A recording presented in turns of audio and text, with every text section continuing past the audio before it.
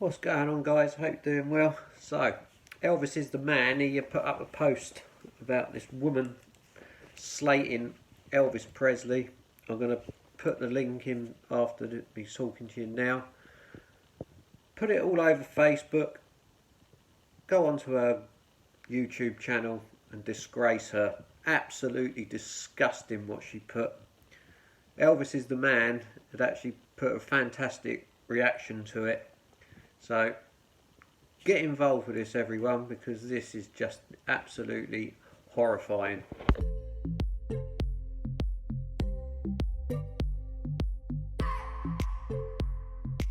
Welcome back, Shalligators. Well, today we're going to talk about a retro bae couple. That's right, an old school couple that isn't in the news anymore, but nonetheless, it is a fascinating dynamic, and we can learn so much from them. And I thought I'd start off with a bang. Elvis Presley and his wife, his teen bride, Priscilla. Now, if you're like me, you're like familiar with Elvis. I mean, obviously, we know his songs, a little less conversation, a little more action. We know he died at like 11,000 pounds and he would eat like deep fried peanut butter and banana sandwiches. That's like cool. I don't know. Elvis Presley, it's very important to look at his role in society. How incredibly large he was and how he chose to wield that power. Do you know what he chose to do with that power? Not start a foundation, not bring awareness to autism or anything like that. To seduce as many virgins as he possibly could. Ugh. Okay. We're going to break down Elvis's psychology, how it impacted and almost ruined his teen wife, Priscilla, and what we can learn from this. What do we do when a guy expects us to be perfect? Or if we feel like we're disappointing him and sort of going against his expectations? Can we right the ship? Is this an unhealthy relationship? We're going to break it all down. So Elvis was basically the first rock star of his kind. He was doing things that nobody else was doing, things with his hips. He was playing music that nobody else was playing. And since then, obviously, every generation has this mega pop star. There's David Cassidy, there's like the Motley Crue dudes and all the 80s heartthrobs. We had Justin Bieber, Shawn Mendes, Harry Styles, there's David Bowie. Like every generation has them, but Elvis really was the first. And because of this, the power he wielded was absolutely out of control. And like I said, he didn't use it for good. Elvis's weird psychology began, as it always does, with his mama. His mom, Gladys, was pregnant with twins, and one twin died in the womb, Elvis's twin brother, Jesse. And so she became like hyper protective about Elvis to the point that they even had their own language. Like ice cream is called like Edie Tweets, and they had like a weird word for milk. And so they had this like weird, like umbilical, too close relationship. And she died of hepatitis when he was 23, and he was so upset he tried to throw himself in the grave with her. But he really went off the deep end at that point, and he was such like this man-child who needed a woman to take care of him. And so I know what you're thinking. Well, wait a minute. Why did he date virgins then? Dude, I don't know, right? Isn't that weird? You would think that he would date like older women, that he would want like a sophisticated older lady. The mind is a very strange thing. And I think he didn't want that because, I don't know, maybe there were some lines that were crossed. I don't know. But the people in his inner circle recall him seeing Priscilla for the first time, who was 14. And Elvis like leapt up and he like literally ran over to her. And they're like, we'd never seen him have a reaction like that to a woman. A girl before. And he was so into her because she looked like his mom at that age.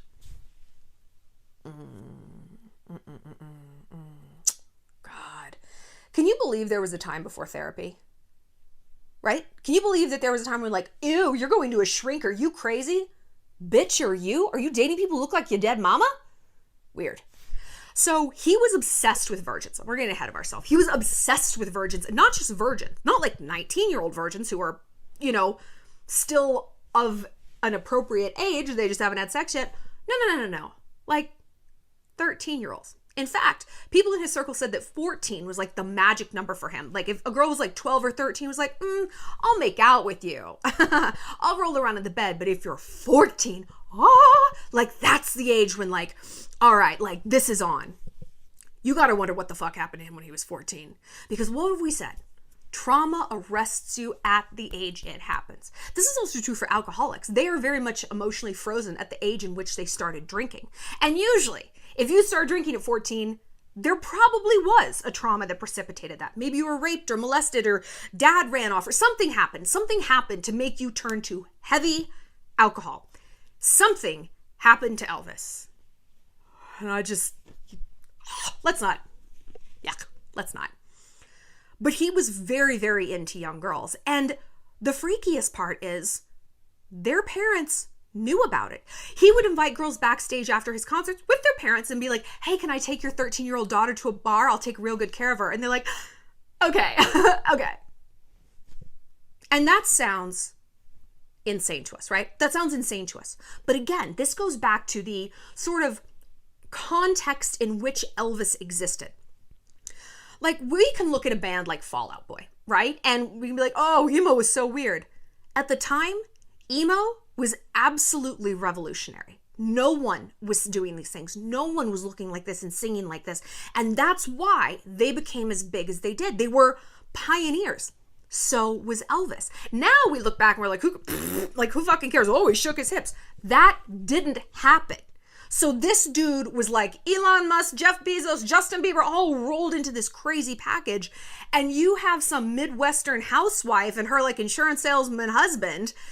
And Elvis is looking at your 14-year-old daughter who really is going to grow up to like work at a Long's Drugs, marry, a high school dropout, have some kids. They're going to live a very basic life. And the biggest star on planet Earth is saying, I want to spend some time with her. I mean, you're like, well, okay. Look at the Michael Jackson documentary, Leaving Neverland. Was it Finding Neverland? Leaving Neverland? Leaving Neverland? I couldn't even get through it. It was so gross and upsetting. But it was the same kind of thing. It's like he's the biggest star in the world. And we think of parents as and adults as just like doing what's best for the kids first and foremost. And mostly I think people do, but they get bamboozled by fame too. They're human beings just like everybody else. And it results in these really crazy scenarios. So Priscilla's mom was not apprehensive about this. She had wanted Priscilla to become a big star. She herself had wanted to become a star. Didn't happen. So she was happy to kind of like farm Priscilla out to Elvis. And the things he would say. I can raise her up to be the perfect wife. She should go to a convent school in Memphis and then live with me at Graceland at night. A convent school. Pulled her out of her family, moved her out of her family's house, put her in a convent school, and then boned her at night. So a lot of the anecdotal apocryphal evidence about these two, or stories about these two, is that, when they first met, they were just smooching and then that was it. No, dude, they got it on. Like, they got it all the way on. Within a few minutes of meeting her, it was reported that he had her up against a wall making out with her. She was 14 years old. He was 24 years old. And they went all the way. But here's the weird part. Are you ready for this? He had this like demented, vague, childlike idea of what sex was. And so he would have sex with these children, but not come, like stop just before he came, because then that meant they were still virgins. Oh man. And like, why would he do that? It's like, was he trying to preserve their dignity? No. He was obsessed with virgins. Now, part of it was because he's like weird ass mommy complexes, but part of it was because virgins can't compare you to anybody else. It's one of one, right? No frame of reference, and they were very, very easily controlled. Like I said, these were not girls who were probably bound for Stanford or Harvard. They weren't going to run for Supreme Court. They're not Ruth Bader Ginsburg. They were going to like marry somebody who's going to be a JV football coach, and that's it. So these girls were very willing to mold to whatever Elvis wanted. He would have sleepovers with, this is so gross, cherries, as he called them. Ew, because he would have his handlers like always be on the lookout for cherries. Gross. And he'd have sleepovers with them and teach them how to do their eye makeup the way he wanted. I want you to picture, but like at this sleepover, with a grown man, like a 24, 25-year-old man, telling them how to do their makeup. What? Who didn't turn the hose on this bitch? This is crazy. But you know who took the bait harder than anyone? Priscilla. She even dyed her hair dark because he wanted her to, so that they could have the same hair color. Okay.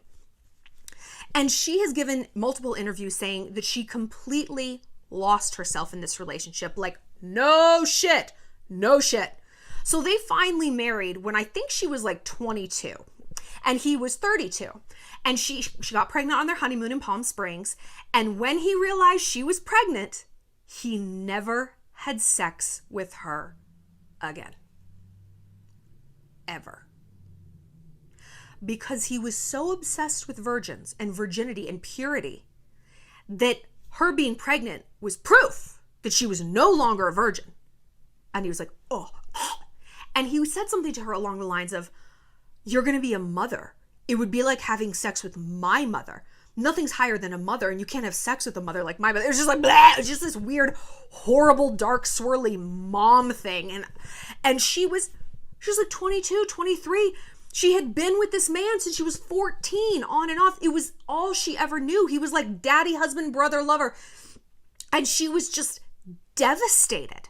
Devastated. And can you imagine your husband saying, I respect you too much to have sex with you because you're pregnant with my child. You're not pregnant with the milkman's baby. You're pregnant with my child. And I find you revolting.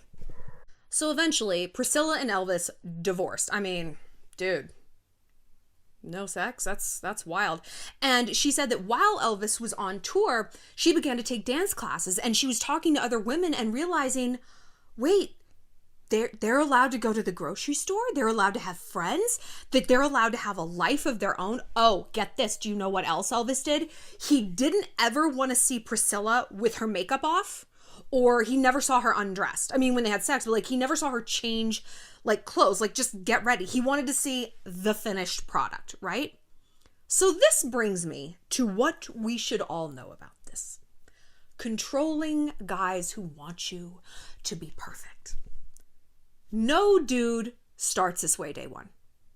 I remember learning this I remember it so clearly in like sociology class in college of how abuse starts. It starts as compliments and it starts many times as gifts. Now, I'm not saying you should be wary of a guy who gives you compliments and gifts, but there's a tipping point and there's a very specific like way that it's presented to you. It's not like, okay, so here's an example.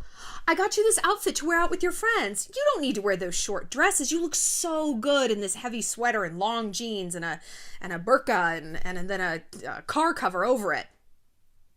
It's control. And again, it will start with gifts. I got you this thing to wear. I got you a car so that you can come straight to my house after school. I'll decide where we go to dinner. The lady will have the fish. Oh, he's just so thoughtful and he's so commanding and he's so manly. You know who is used to that? Young teenage girls from their daddy, right? So there's a reason that this worked so well. If he had been dating a woman who was 35 and was like, hey, I want you to dye your hair my color, she'd be like, get the fuck out of it. What? Oh, I can't change clothes in front of you. You just came inside me. Really? Okay. Like, they wouldn't stand for that shit, right? But we talk a lot about older guys who go for younger women. They don't want a partner. They want a fan. They want a little doll that they can dress up, raise up to their specific expectations. So if we're getting shades of this from someone we're dating, if he's kind of veering into a little bit of control, why do you need to go out with Shallon? She's such a bad influence. Stay home with me. I'm gonna miss you. Don't go away for 10 days. Come back in 5.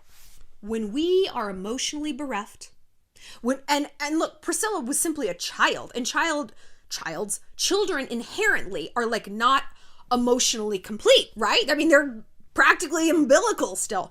But when we, given that we're not children, when we have a hole inside us, the wrong person comes along, you know what they feel like? Heroin. They feel like a hand around your throat in the best way. You're just like, okay, tell me what to do. Lead me to my own slaughter. Lead me to my own doom. Just take me away from all this. an emotional getaway car, right? It is very important to know that when men see you as perfect, you're so perfect, you're my little princess, I love you, you're so flawless. These are not always compliments. They are not always compliments. They portend doom. I have a nice big walk-in closet. And you know what I put in there? A fridge. I have always wanted a fridge in my closet. Sometimes I don't want to walk all the way downstairs. I'm getting ready. I want a drink. I want a soda water in the morning. I want a midnight snack. And having a fridge in my closet makes me feel like a Kardashian. I just love it. And you know what I would do if that fridge stopped working? I would throw it out. Be like, get the hell out of my house. Get out of my house. You're of no use to me anymore. I wouldn't be like, you know what? Let the fridge just sit there and live out the rest of its days. It's useless to me. And I expect that fridge to work perfectly, to make ice, the tiny bullet ice that I love, perfectly, to stay at temperature perfectly, to open and close perfectly. And if it doesn't, if it falters in any one of these categories, it's out of there. Priscilla was Elvis's fridge. She was a refrigerator to that man. She wasn't a person. She was a possession. Do you believe your possessions get to have a whole other life outside of you? No. Even if I'm not wearing my favorite pair of shoes, no one else is going to wear them. Don't you come into my closet. Those belong to me. They exist. They get seen in the world when I decide. They're an object. That is not, however, how I feel about people. No. But Elvis did. That's exactly how he felt about his wife. So what we can learn here is when you see shades of this, girl, run. And sometimes we don't see it until we've already disappointed someone, until we're that pregnant, non-virgin wife of his, how dare she, and we're just like body slammed by the about face that this person has done. This is like the classic shift of love bombing, isn't it, right? It's love, love, love, love, love, obsession, obsession, obsession. Oh, you disgusting, no, get away from me. Don't touch me with those non-virgin hands. Oh, you're pregnant. Ah! And you just feel like you're on the dark side of the moon. And love bombing can happen because people are purposefully manipulative. You know, they're doing this out of some weird grand plan. That happens. Love bombing and the withdrawal can happen because people change their mind. Maybe the heat of the affair runs its course. You know, if you meet someone, you're just caught up in this lusty fever, and then, the Monday comes, you got to leave Miami. And you're like, no, we're good. No, we're good. We're good. And sometimes it comes because they view you as a possession that stopped working, that stopped giving them what they need. What do those things all have in common? Them. Not you. Them. Their issues, their pathology, their evil, their deficiency, their fucked upness, not you. Do you sit here listening to this and think in any way, shape, or form, Priscilla could have done something to play this better to keep Elvis in love with her? No! She had the audacity to get pregnant, which is what wives did, what? There's nothing she could have done. There's no one she could have been. She already was someone he wanted. She was his mirror image. She was his little fuck toy on the shelf until he decided to take her down and play with her. What was she supposed to do? I say this because when people withdraw their love, and when they withdraw not just their love, but their good opinion, which honestly hurts more than if they were just like, I don't love you anymore. It's, I can't see you in the same way. I had no idea you've slept with 10 people. I can't view you like this. What do you mean you dropped out of college and lied about? I can't see you like this. It's worse. It's worse because they turn it around on us like it is our fault. And that's classically what the love bomber does. They shower you with this love, they pull it away, and then they gaslight you that it's your fault. Well, maybe if you'd shaved your legs a little closer, I wouldn't have had to be so mean to you tonight. Like, huh? It is not your fault. It is their fault. But that's very difficult to see in the moment. How do we do that? How do we keep clarity? How do we keep from losing ourselves in a relationship? First and foremost, keep your goddamn friends. Friends are the first thing to go when you get in the clutches of a controlling man, right? An abusive person A manipulative person, they want to isolate their victim. We see this in a relationship status, but if we look at this in terms of actual crime, someone gets kidnapped, where do they get kidnapped and murdered? Not the center of the mall, not right there in front of Cinnabon. They get taken to the secondary location, right? Back of the van, down by the river. And this is like one of the things I always remember learning in self-defense class. Do not get in the car. Make them shoot you in the parking lot of Cinnabon. Make them shoot you out in the open. If they've got a gun on you, be like, pull the fucking trigger. I'm not getting in that trunk. You get in that trunk, you got that secondary location, you are dead. So do whatever you have to not to do that. This is the same in relationships. Your primary location, family, friends, school, going out, dance class, soccer practice, all that stuff. They want the secondary location to just be them. Just them. Their emotional van down by the river. And they're not going to put you in a sack and do it by force. They're going to do it by coercion. And it happens slow. And it goes back to what we were saying. It can start with gifts. Why don't you wear that? You don't want to wear that slutty outfit. You really want guys hitting on you? Oh, so I guess you just don't have any respect for me. My boyfriend the other day, he's like, why? Because I was like, I just love to dress slutty sometimes. Yeah, I don't mean slutty in a bad way. Like, it's a fun word, and he's like, why would you want to do that? And I was like, would you like to say that a little bit closer? And he's like, no, I'm not like, why would you ever? He's like, I'm just genuinely curious. Like, why? What's like the benefit? I'm like, right? Like, you're sitting here probably like, duh. Like, it's fun. It's fun to show off your body. It's fun to get glammed up. It's fun to have guys look at you. It's fun to like walk by and feel heads turn. Like, who doesn't want that? And he's like, he just like didn't understand it. I'm like, well, why do you like a nice car? Why do you drive such a nice car? Same thing. Basically, you want people's heads to turn. Ooh la la. It's the same thing. And he was not telling me that in like a reductive way. He was genuinely trying to understand it. But I have had boyfriends who are like, why do you feel the need to dress like that? I was like, why the fuck do you feel the need to stand in my house and eat my food? You could see your way out. I'm like not the one to run this game on, like at all. Surprise, surprise. But you have to keep your friends. Our friends are our memory keepers. They are our historians, and they are our North Star and our moral compass. They're a Greek chorus. And they're going to be like, you're making a mistake. This is not you. Why aren't you studying for your law school exams? How come you dropped out of pottery class? What's going on? Who do you think has ulterior motives? A guy who may view you as a possession? Or your friends who've known you since 6th grade? And what possible ulterior motive could they have for telling you to stay in school and keep doing your hobbies and don't alienate your parents? What would that be? What would that be? There isn't one. The simplest answer is almost always the right one. A guy who's trying to isolate you, he has a very big motive. It's control. And I know. For people like us, that sounds crazy. I would never want that much control over someone. What a headache. I got things to do. I don't want someone to be like, is it okay if I wear those cargo shorts? Like, I don't want this. Like, get out of my house. That would be a nightmare. Just like some weighted blanket you can never take off. But we're healthy people. We're not looking for possessions. We are looking for partners. I already have a fridge. I don't need one in human form, right? But if you see this, girl, just know that you're not special. I mean, you are special like a snowflake and special like Beyonce. But to this person, they're detecting something in you and it is not a compliment. So the way we insulate ourselves from these people is, like I said, keep your family and friends around you. Never let anyone divide that. Never.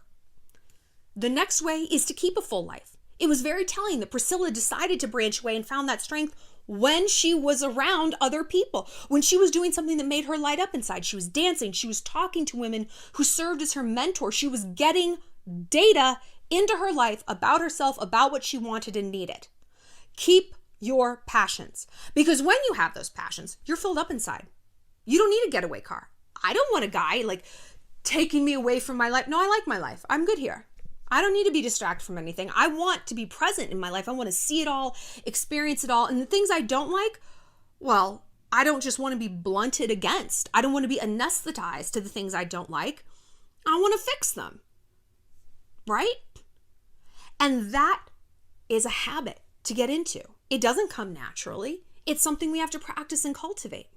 So if we can learn nothing else from Elvis and Priscilla, It's that if a guy is trying to like shame you, it's like, well, I just can't think of you, the same way. I've had guys say that to me. Like, and it's when I've told them how many people I've slept with. I'm a grown woman. Sex is like anything else. You got to practice to be good at. Sex is fun. Sometimes it was 2 at a time. Girls, not boys. But like, they're like, oh, I can't see you. And I'm like, you know what? I can't see your beta ass the same way. The fact that you would, this is a line I use, and it's from A Few Good Men. Jack Nicholson's on the stand, and he's like spitting vitriol. He's like a military man. He's like, you sleep under the blanket of freedom I provide, and then you question the manner in which I provide it. And I've said this in some form or another to so many boys. You enjoy the blanket of whatever. You enjoy the sex I provide, and then you question the manner in which I became proficient at it. You enjoy the clout from my career, and then you turn around and shame me for spending so much time working on it? What? I am not the one. But I'm not afraid to say that to boys because I'm not afraid to be alone. I don't feel lonely when I'm alone. I like to be alone because I like to be present. I like to be in my real estate, my physical real estate, it's got a fridge, and my emotional real estate. I'm not afraid to be inside of myself. Of course, I like other people, but I'm not like miserable when I'm alone. I feel very happy when I'm alone. And I would rather be alone and at peace than together with someone who erodes me, who views me as a faulty refrigerator. Slightest little spark or short, she's out the door. No, baby boy, you are. So, I hope you've enjoyed this Retro Bae lesson. They are a fascinating couple. So toxic and so bizarre.